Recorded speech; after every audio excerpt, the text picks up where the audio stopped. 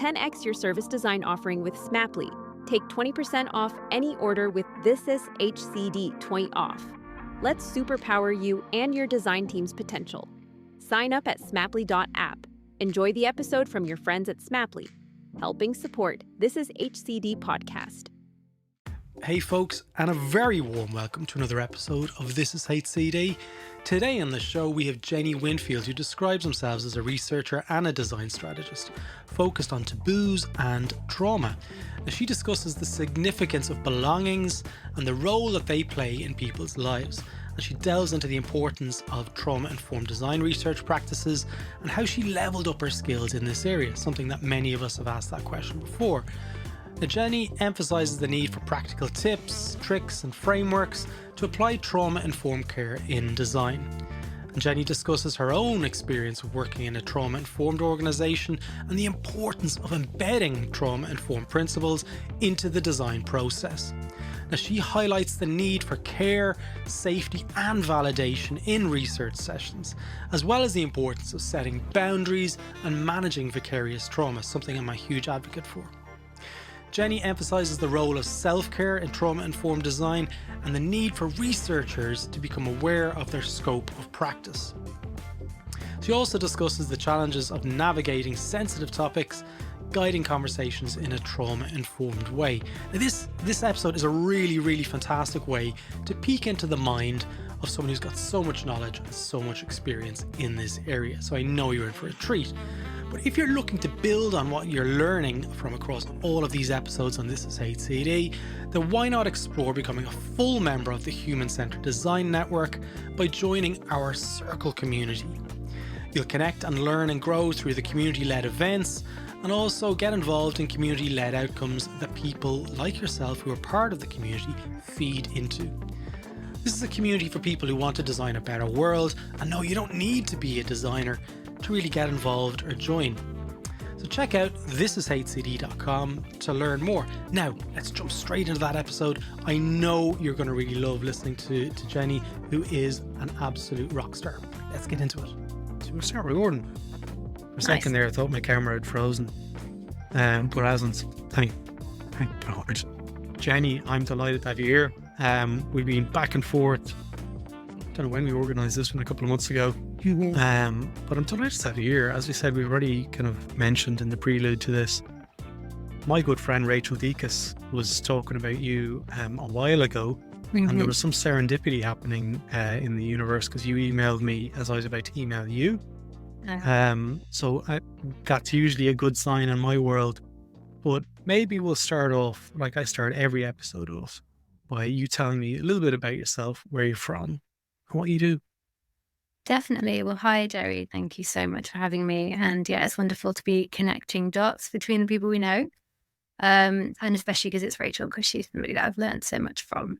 Yeah. So yeah, a bit about me. So as you already know, I'm from the UK. I'm from Yorkshire. Got my cup of tea here as we're talking. I've been based in London for about 17 years. Nice. My background is in psychology and anthropology, so understanding people, social sciences, very closely followed by design. So I've been working in design for over a decade, and I now work as a user researcher, specialising in research about socially taboo topics and trauma. Nice. And I do that both freelance and as a head of research for an awesome charity called Chen. Yeah. And we support people who have experienced gender-based violence. So yeah, that's a bit about me. Wow. Okay. So I'm aware of Chen's existence. Like I've followed them for a while. But let's take a step back. You mentioned that your background is in psychology and anthropology. Yeah. What led you to get into the world of, I guess, service design research? Is it a typical stepping stone to come from anthropology and psychology and kind of go, you know what, I want to get involved in design research? Is that a common?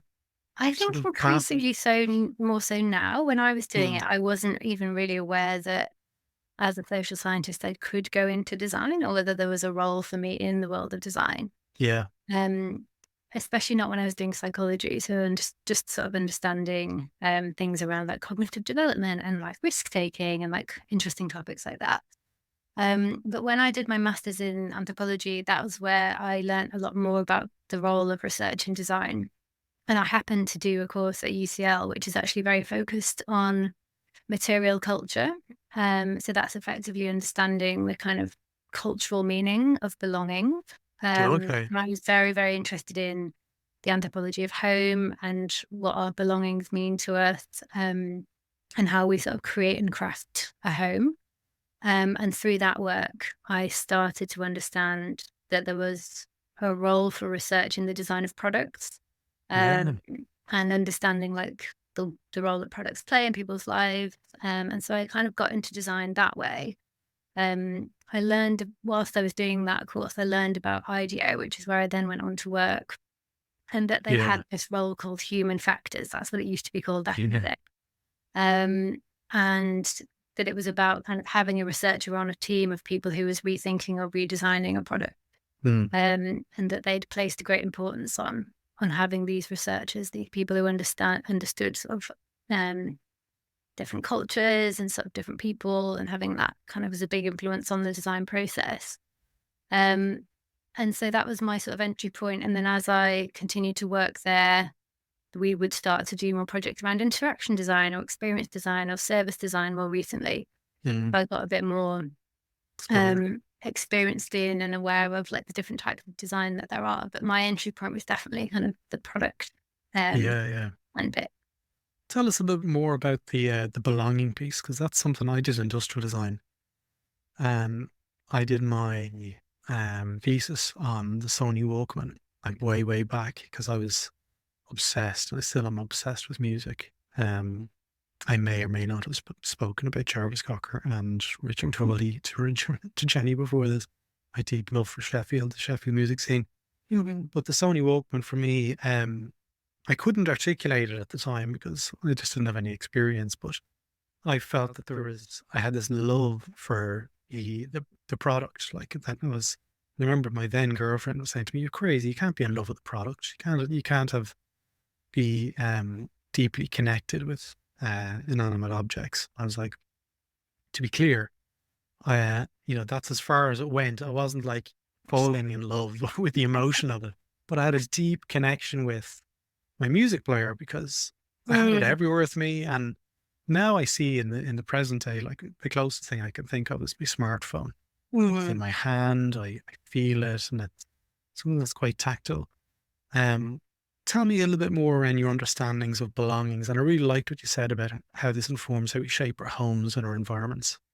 Yeah, I think I became kind of really interested in the relationship that we have with our stuff. And then at a time when I was also learning a lot about kind of the environment and climate change, and people being quite scathing about like the idea of being materialistic and how like stuff does not matter and you shouldn't be accumulating things. And No. this kind of big tension between like wanting to have things that are meaningful for you and bring you joy, and that make you feel like you as you surround yourself with them in your own spaces, whether it's clothing or whether it's like belonging in of other types. I was particularly interested in secondhand belongings and things that had been passed down throughout families and things like that. So I was trying to figure out like this tension between like working in a world that was about creating stuff, especially in the kind of my early career. I was working on kind of brand strategy and advertising, and then that was before I started to work in design. So it was really questioning, like, why are we doing this? Like, what does all of this mean? We're sort of asking people to buy stuff that they don't really need. And then having a very, very strong sense from within, which was that, like, things do matter and it's okay that they matter to us. And that we may have a series of belongings that are particularly meaningful just personally or within our families or more broadly within our culture. And when I went off to study anthropology, and I learned about material culture and the fact that certain like items or belongings will be materially significant for people from different cultures. I just thought that was fascinating. It's almost like a modern day sort of archaeology to me, thinking about that kind of thing. So I thought it was fascinating. why do people, do you feel, put such emotional pressure onto these items? Like, where is that coming from? Is it a scarcity, or is there something beyond that? Yeah, That's the I'd bit that I've say often questioned. it's probably a bit of a question about where you're at emotionally. So if you're not in Hmm. a very good place and you're kind of buying to fill a hole, Yeah. that's probably one thing. But if the way I think about it is a little bit like everyone needs to use a mug in the morning, right, for their tea or coffee. Mhm. And You do then you can anyway. have one that's like really crappy that you like never really chose and that isn't very well made. Or you can have one that like you particularly love and makes you feel good and happy and it feels nice to hold and like it has a Yeah. history or like something interesting about it. And so for me, there's a bit of a distinction between like superfluous stuff that like we don't really need. And then there's the things that we need to use every day. So in my mind, you may as well have a version of that thing that brings you a bit of joy. Yeah. It's Um, very like that Marie Kondo kind of, the Netflix, does it spark joy? And for most part, like, I live my life like that. Like, I only buy stuff that I really kind of tend to need and want. And when I do use it, I do like, cool, I like this. This makes me happy. Like, so I won't turn my camera around here and show you the rest of the space, but you are looking at the most orderly space in the house. yeah. But it is interesting, and I find it really interesting. You went from that background in anthropology, and you're now working in Chen, and I know you have a deep appreciation and understanding of trauma-informed design research practices and stuff. That's how you know Rachel, and how I know Rachel as well. Like, I hold Rachel in the highest regard in respects to trauma-informed approaches within design. Where did this come from your end? Like, you went Yeah. from anthropology, and you mentioned you were working at IDEO. What was the journey for you like? Yeah, it's a good question. Thanks. It's not like I do this for a living or anything. I don't do Never it for a done, living. but because you've been at Pretty much. I do most weeks, most days. So anyway, No, it's really nice to be interviewed actually, especially as somebody who does a lot of interviewing. It's nice to pick up on different ways of doing things. yeah, Um, but yeah, so I was working at IDEO. It was very formative experience for me in lots of ways. Had a huge influence on me in terms of just understanding design. So like the fact that design works best when it's interdisciplinary, working with mm, people from totally different kind of backgrounds to me in terms of their kind of practitioner approach and their like skills, and just understanding kind of the role of like the people bit within a design project, learning yeah, how to prototype, just like the whole gamut. Like I was there for a long time and I worked on many different projects and that was great. But I think there was a couple of things. So firstly, the work is incredibly intense as a consultant. And I yeah, was, I think it was in my contract to be traveling 40% of the time. So I was always on a plane or jet lagged or ill because I was getting burnt out. And I had a lot of fun. And I was in my 20s and I traveled the world and worked on all these cool things. But mm, I wasn't seeing a lot of impact from the work that I was doing. And I remember that IDEO had this strap line that was like, creating disproportionately positive impact in the world or something like that. And I was like, that's cool. I could get behind that. But I remember like reflecting to myself and thinking like, I'm not sure how much impact the projects that I'm working on are having. yeah, And I tended to work on things that were quite far out. So it was these kind of speculative futures projects of like, what's the next 10 years going to look like in the world of like automobiles, cars, travel. What's mm, that going to look like for Ford? How can we create some like white space for them to win? Or what's the future of like the IKEA shopping experience or like the luxury hotel world? And I worked on a lot of projects. I mean, I worked on those 3 projects literally. But I think because the stuff I was doing was so far out that often it just like never really like happened. So I'd be like, oh, yeah. what happened to all of that work that we did last year? And then it'd be like, oh, that person's like left that job, or like it was just so far out that it Flush was down quite the easy toilet. to, yeah. And I found that quite difficult because it was so relentless and it was quite an intense way of working. And I just felt a bit like, I'm not sure if this is really adding up for me. Right. And then I went freelance and I started to do some work in some quite sensitive spaces. So one of the first projects I did when I went freelance was for a startup that was creating a digital product to support couples through sexual dysfunction. Well, And that was super interesting. And like, obviously like, oh, it's a bit of a like, okay, this is a different yeah, make an research impact. like topic and something that I'm going to have to take quite carefully. And really loved the challenge and also just working in that startup environment where it was like, oh no, we need the insight. Like right now, we're actually building this product. Like this isn't something where you're going to look around in a year's time and be like, what happened to that? Which I've already described as one of my sort of bugbears from before. So I sort of went into this startup, more scrappy world where it was like, we're building the thing, we need the insight now, we're actually going to action it. And I started to try and find projects that were in this kind of sensitive research space and sort of carve this niche for myself around doing like taboo issues. This is where I sort of started before I got into the trauma space. Yeah.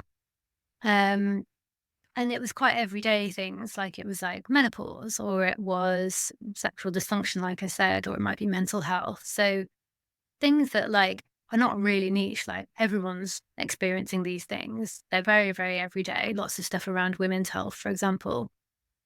But yeah, it's hard to talk about them and like people were not talking about them. And organizations were starting to want to design products and services around these things because obviously they are so common. But there's a bit of a taboo there. So for no other reason than I thought I was just quite good at having the difficult conversation, I was like, okay, I think this is my thing. I'm going to go down this road and I'm going to do more and more projects in this space. And as I did that, I started to encounter trauma, as you can imagine. Yeah. So like when people have had experiences and they've not been allowed to talk about them, a really, really good example is sexual assault. So something that's incredibly common, but there's a huge taboo around like discussing it and sharing it. So I noticed that it's like, that's a traumatic thing in itself, but the taboo kind of compacts the trauma because not only did the thing happen, but then you're isolated and the shame around it is kind of magnified. The compounding side of it, yeah. And I really felt as though I was sort of entering into this space where I knew I was interested. I knew there was so much potential work in it because I was working across many different topics. So I worked on like a project about death and I worked on a project about suicide bereavement. And I was going into these spaces which were getting more and more serious. And I realized I really needed to like level up my research skills. And it wasn't going to be good enough to just be like, okay, I'm just like a sensitive, nice person. I'm going to like take care of, this interview in the right way. And a project that really changed things for me was I worked on a piece of research about what women in prison in the UK need. So what are their needs and how are they not being met by the current kind of prison system. And this was all in service of designing like a digital product that would potentially live in like women's cells in prison. Yeah. Like effectively like an intranet platform that would be given to them on a tablet that they'd be able to use in prison. And there's various like questions around like whether that's even a good idea. And that was one of the things that we explored in the research. But I worked on that project with a prison psychologist and she partnered with me so that I could design the piece of research in an appropriate way.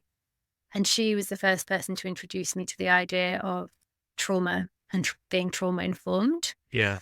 And just massively helped me to kind of not only like get under the skin of this stuff a bit and think about it more carefully, but give me more confidence.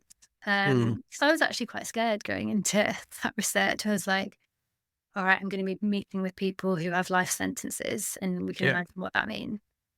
And I had been warned, that I was probably going to meet people with like extremely low self-esteem or might have like extremely high anxiety, which would influence the way that they would show up in a research session.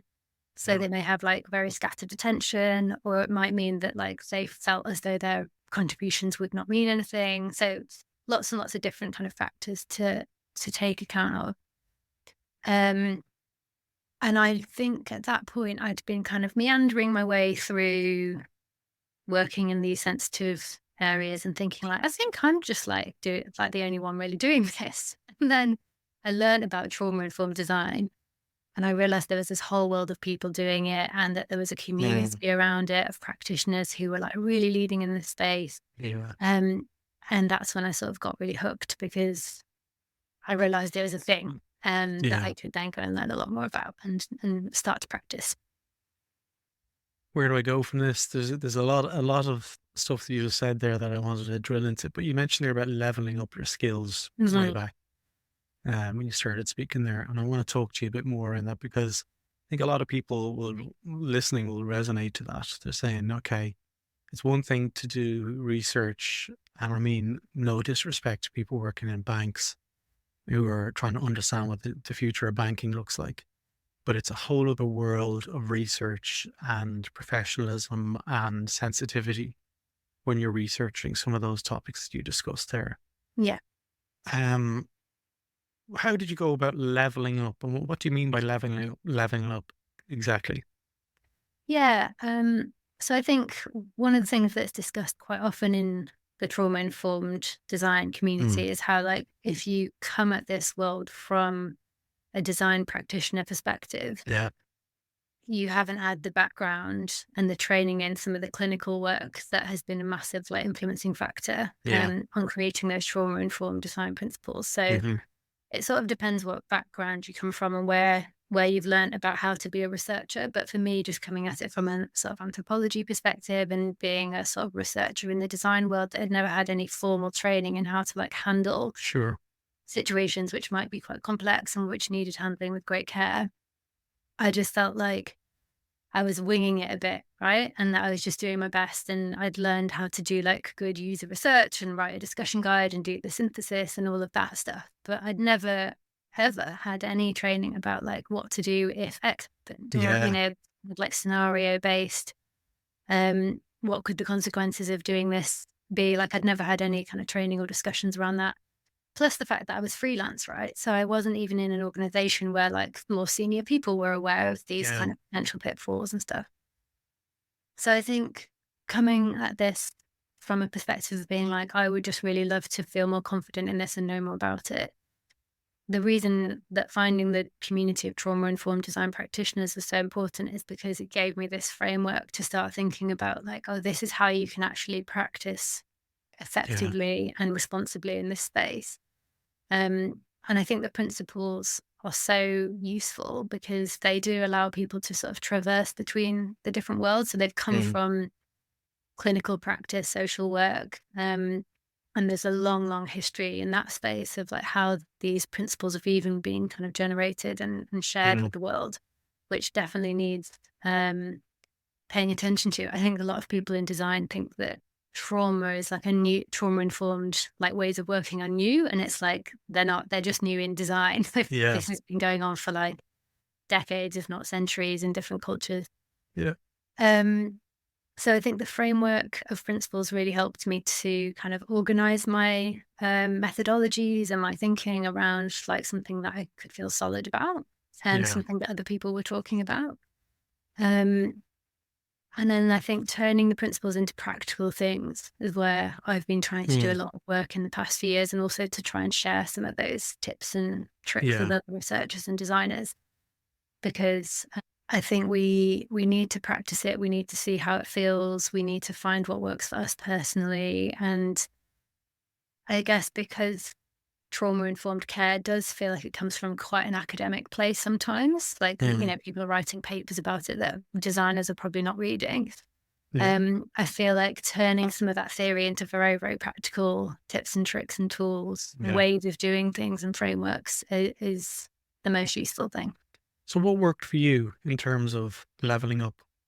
Was it courses? Was it reading? Was it coaching?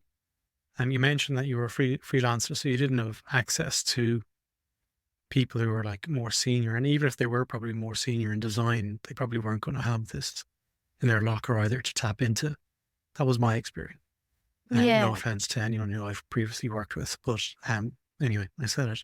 So But what does that look like from you? What worked for you to get you to the point where you said you were scared at one point, but then you felt more comfortable? What was Yeah, the ingredients that you used to kind of cook that pie, so to speak?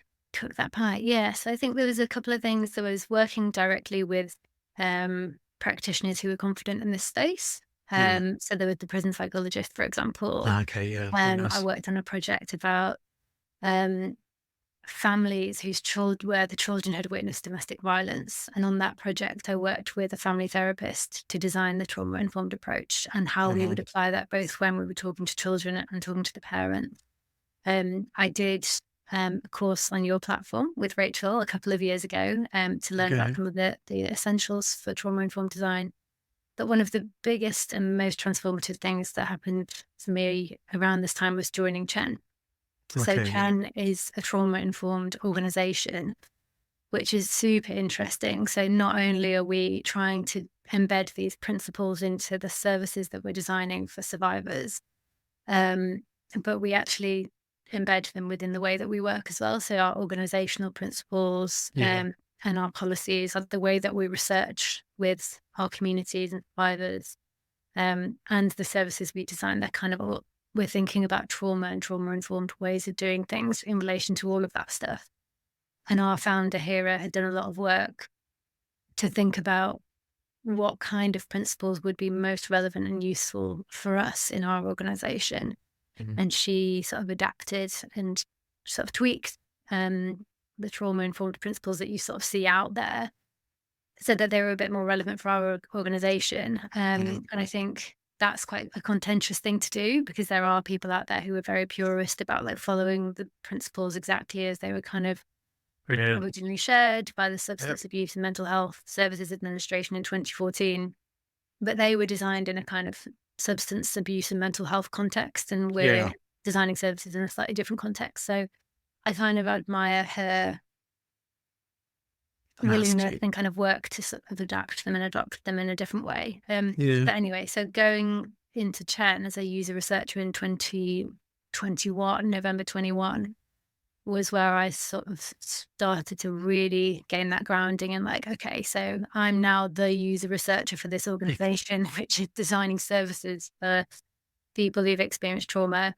And it allowed me to sort of really bed into that world and learn Mm. a lot about it and practice and have some time and space to write and reflect with Yeah. other people in the community, both inside Chen and outside, about what all of this looks like if you're doing it well.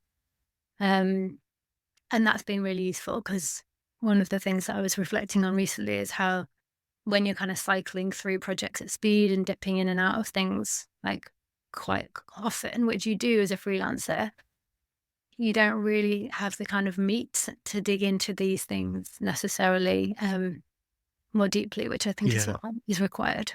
So it's One kind of like the balance of like the job that I do 2.5 days a week and then the freelancing as well that's helped me They to, kind of help as well. I think they yeah, kind of feed each other in my experience when you're doing that kind of work. yeah. One of the things that kind of shocked me a little bit, maybe 6 months ago, when I was speaking to somebody on a chemistry call for a coaching session, actually, um, I said to them, talked to them about trauma informed design, and says, "Oh no, Mhm. I'm trauma informed." It was almost like it was being perceived as a personality trait. It was Mhm. like, do you have empathy? It was like it was being treated in the same way as like, oh no, whenever I'm researching, I'm always trauma informed. Mm. And I think a lot of people still kind of struggle with the whole kind of how it changes what we're typically taught, whether it's through kind of by doing or from watching, observing other practitioners doing it. Maybe you could give us some specific examples of life before trauma informed design, like how you might Yeah. approach say, a qualitative session, like one on one with somebody who has suffered either domestic abuse or some whatever scenario you want to play out. Mm. And then what does that look like from a trauma informed design perspective? Would you be okay for Yeah. doing this kind of? I think that might be helpful for some people because there's differences, Yeah. and I want to play that out for people so they can really grasp what I mean by trauma informed design. Yeah. I think one of the key differences that I've reflected on a lot is how like previously when I would do research about other topics, you could get away with being really vague. So you'd be like, in fact, a lot of the time in previous work I'd done for like organizations that wasn't about trauma, you deliberately withhold the name of the organization that you were working on so that you weren't going to like, prime the person to like have a specific opinion about what you were going to show them. But yeah, so the sort of market research, kind of design research focus is on like extracting as much insight as you can from people and turning that very quickly into, opportunities for brands and organizations to kind of improve their market share or kind of become more innovative, whatever it is.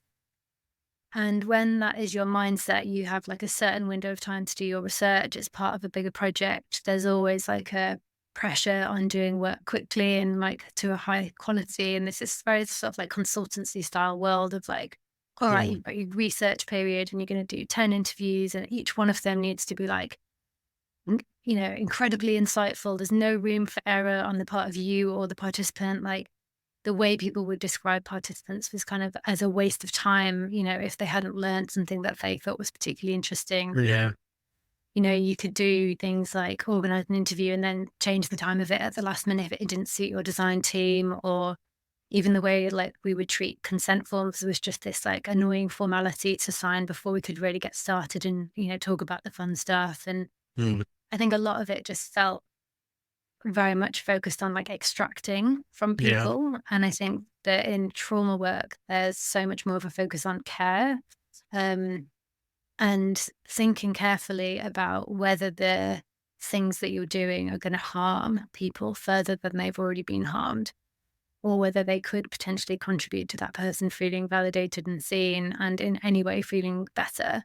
Yeah. So one of the big things is to make sure that the mindset is that like you're there to listen and you're there to validate and support, and you might learn something that's interesting for your project and hopefully you will.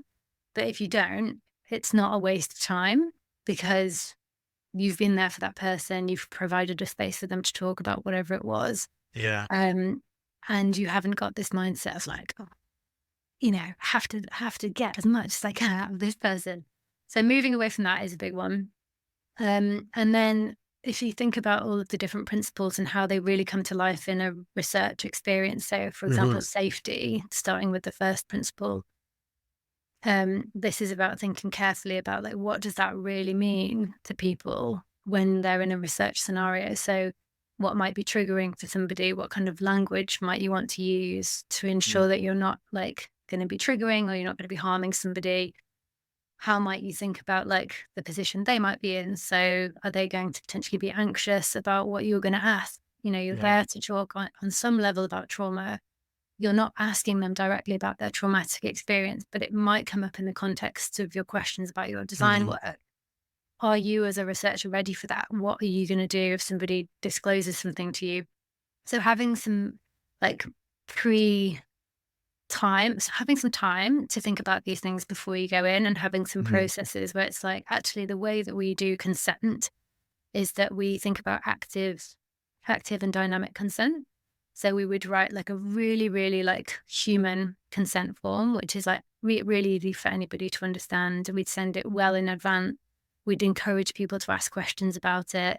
We'd encourage people to say like yes to some things and no to other things. For example, like transcripts, video recording, other people joining, how long the session is, giving them lots of options as to like how it's going to feel, doing prep work, which tells people sort of like the emotional tone of the session that you're going to try and create, helping people understand what you won't ask them, and doing all of this in advance, giving people the options to sort of ask questions, and then making sure that you remember that like when people have experienced trauma, they may feel very different day to day. So, or even like minute by minute, right? So you can start a session and you've got your consent done and that's all great and you're underway.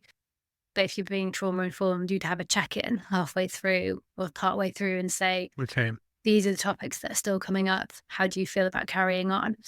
Would you like to have a break? Just giving lots of space and time for like the conversation or the research to go in multiple different directions, and having this kind of approach or attitude that like, you're not just there to sort of get in, get your insight and get out again and never see that person again. There's a lot around the following up and taking care after the session as well. Yeah. So yeah, I've written some articles about all of this stuff in relation to the different principles, so we can link to them. Yeah, absolutely. In the show notes. But yeah, I think taking the principles and just trying to really imagine different scenarios and work them through is a really it's a solid way. Yeah. The first time I ever saw a difference, like obviously when you're working in design research or even UX research, whatever you want to call it, to me it's all relatively similar. Yeah. When I was doing work, I was part of sessions for adult survivors of sexual abuse, child sexual abuse. And I was working with two kind of doctors of research in the University of Sydney. Mm-hmm. And I saw how they were running their sessions. And I was just like, it's just a different level. And this was 2015. This was before, like, you didn't know what to Google, like, advanced research, researching with, certain taboo subjects wasn't really getting too many returns. It's like, it's hard to believe that's really I don't know when that was. I've a blank on dates due to the pandemic. Like, it was probably pre-pandemic, maybe I'd say. But it wasn't until like, okay, that's fair enough. Now, one of the things that listeners, long-time listeners will be aware, the whole premise of This Is HCD came out of, by the way, Jenny, when I was working in that space, I suffered from extreme vicarious trauma from researching in that space. And I didn't know how to articulate it. I didn't know how to deal with it. I didn't know how to share it with my peers. I was like, I was weak. I was like, why am I suffering from this? And I still manage it, month to month with my psychologist. But believe it or not, 10 years nearly on. But what I'm keen to understand is when you're working in the trauma-informed design space, it's like there's this whole kind of chasm of vagueness within the design world when it comes to research.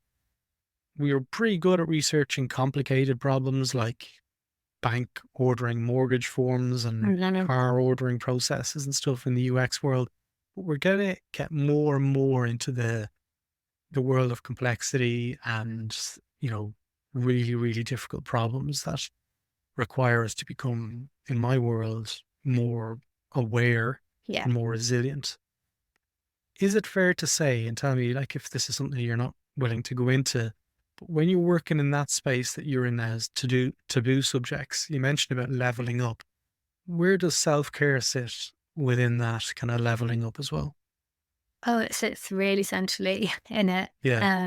I think, if you think about what I was just saying before about, just going and going and going when I was working in the consultancy world and sort of always being on a plane and burning out. It's like, and you can sort of do that. I mean, they're meant to be human-centered design, that consultancy. It doesn't sound very human-centered for their employees.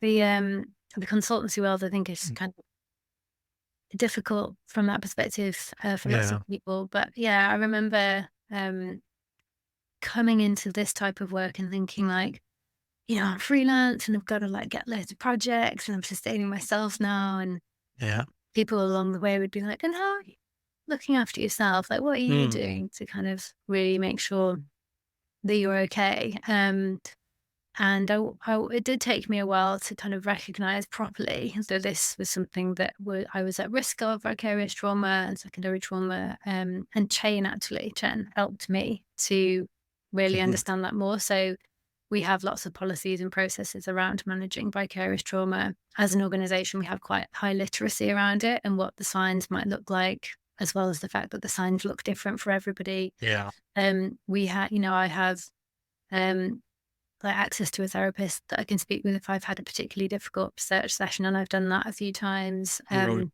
We have like an open door sort of policy where like if we just need to talk about something we're feeling which is difficult related to the work that we've been doing, we can speak to any of our colleagues without even needing to say like exactly why. It's just like, oh, I want a 30-minute chat. So that really helps, as well as having group sessions where we can come together in a sort of formally facilitated way to talk about difficult aspects. I think, I've learned a lot about like the need to actively take care of this stuff from Chen. And then just been trying to practice in my own kind of time as well and figure out what it means for me. So what are the things that I do to, help myself feel good and feel balanced and feel settled and feel kind of ready to do this work? Whether it's having enough breaks or, sometimes I work on projects that are about nothing to do with trauma. Yeah. So I have like a little break. I often work on projects for kids actually, like products. Oh, nice. So that's really fun. And just being away from technology and screens and all of that stuff. I basically can't watch Netflix anymore because I feel like every Netflix show is just about like sexual violence or includes it. I So I'm actually like, made yeah. that cool story, yeah. Yeah, so things like that, just noticing, being aware of kind of like where I'm doing things which like don't particularly make my body feel good. How much am I like taking care of my sleep? So when I used to have like research weeks that were very intense, I'd be like, I've got to have all the healthy snacks in, got to cancel all my plans so I can go to bed early.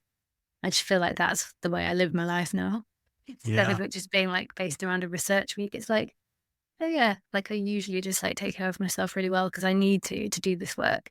And to your point earlier about how much more work there is to do in this space because Yeah. awareness of trauma is growing. The world we live in is very traumatic. We're facing impending climate crisis and all of the rest of it. And so to be somebody working in this space who wants to do it sustainably, and for a long time into the future, Mm. being aware of and mitigating, managing vicarious trauma is just like absolutely essential. Yeah. It's something that not a lot, it's still taboo, I think, within many design organizations when they're researching can be something as trivial, and I say that kind of lightheartedly, as money. And you're working in bank scenarios. And I remember researching a married mum, and I was talking about money and totally unaware that I was walking into an area that could Yeah. be seen as powerful controlling mechanism in a relationship. They started to break down. Yeah. And that's something that was my own lack of awareness, but also how I remember that time I was with a consultancy and they were like, I can't believe you made them cry. And I was like, well, we were actually having a pretty human conversation. And it wasn't like I was extracting.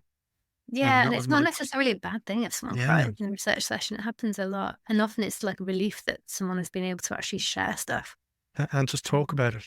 Yeah, exactly. That validation and just having the space for somebody who's not wanting to like move on to the next thing straight away, move down the checklist of questions. Yeah.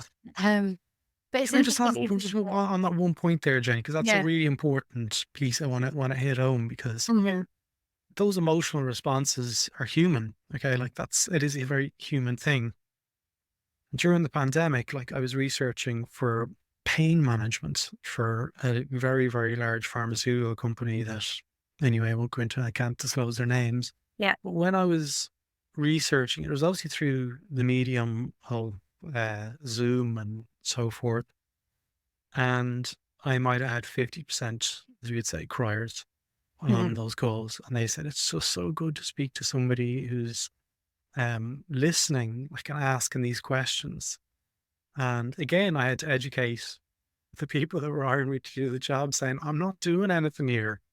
It's just, we can sometimes mimic therapists. Yeah. And I want to talk to you a little bit more around that and how we can actually properly disclaim about our stripes, our kind of capabilities to handle those situations. Yeah. What are your thoughts on that? And how is that something that you sort of uncovered in your leveling up? I'm using your word throughout this podcast. But No, it's good. Yeah. how do you handle those things? It's it's something that we all need to be thinking about. And what are the things that we're telling people about what we do? And also, what are we putting out there that may be misconstrued? So it's all very well to show up to a session and be like, I'm a researcher and I'm working on this thing. But thinking about it, it's like, does the person who you're speaking with know that a researcher working on this thing is different from a specialist? A clinical researcher. Yeah, a clinical researcher, or somebody who's got a very different kind of background. So I definitely think it's really, really important for us to be aware of what our kind of boundaries are and what our scope of practice is. Yeah. And that's something that I know that K.A. McKercher, their work has been particularly influential on me for thinking about. They wrote that great piece last year around having a scope of practice.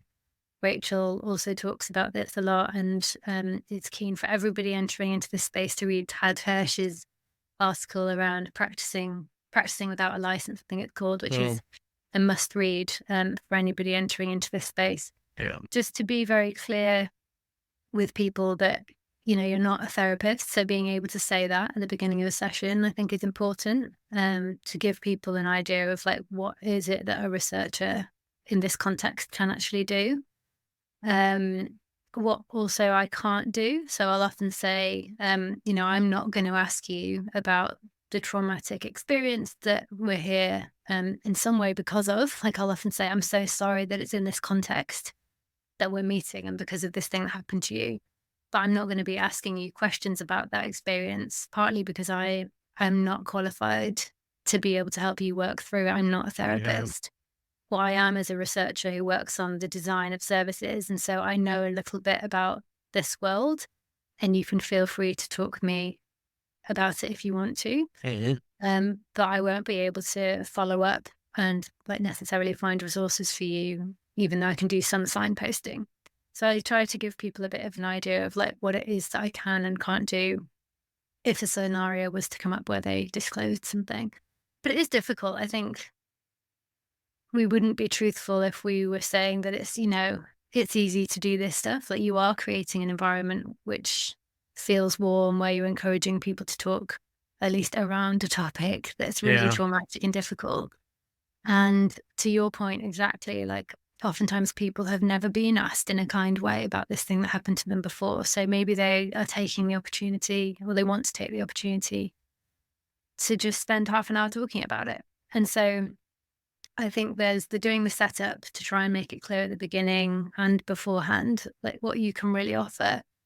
And then navigating it throughout sessions as well, and trying to encourage people to not overshare, to kind of steer them away if you can see it going in that direction. One of the things that I quite often say, if I feel things going that way, is, I feel like I could talk with you about this stuff for hours and it's so interesting. I wonder in the time that we have left if we might be able to focus on X and Y. So that it's not like, don't tell me about that thing, I'm not interested. But it's kind of like, okay, would it be okay if we move the conversation in this direction? And often people will appear to be quite relieved that they've been sort of guided from oversharing. Because I think that's something that can create a lot of anxiety afterwards as well, as if they've kind of gone into a session and really shared a lot about something very personal, then it can make people feel quite unsafe. That whole kind of oversharing scenario. Like, I probably shouldn't have said that. Yeah. And that's fair enough. Like, I sometimes do that too. And we all. Yeah. Jenny, and I'm going to quote what you just said, like, I could feel like I could speak to you for hours. But we are coming towards the end of the episode here, like, and first of all, I said to you that I always do this, but I always thank people who come onto the show to talk about this stuff. We don't do questions on this podcast up front, folks, and I do that intentionally because I want to get a natural flow of a conversation. I want to allow my own curiosity to drive the conversation and also sense the mood of the guest as well. And sometimes if I enforce those questions up front, I feel like the conversations can become quite scripted. So I want to thank you for your vulnerability coming in here today and allowing me to kind of go left and right and back and front, and then sometimes reversing the same question again. Yeah, it's fun. But what's the best way for people to get in touch with you? Like, because I know you're working for Jen 2.5 days a week, but there's that other 2.5 days a week, which is where you get to ultimately, learn and grow and practice and in other areas that you're interested in. So maybe give a shout out and tell us what's the best way to get in touch with you through those mediums. Yeah, so you can reach me on LinkedIn. I'm there pretty often. Definitely, you're there all the time. That's a good way. Little green light. You're making me sound like a bit of a leader, Not the whole time. Would you stop? might be there once a day. Yeah. I'm there. And through my website as well, which is jennywinfield.co.uk. Yeah, absolutely. So feel free to reach out. For sure. Jenny, listen, thanks so much. It was absolutely brilliant having the podcast. Thank you so much, Jerry. It was great to see you. No worries. Catch you later.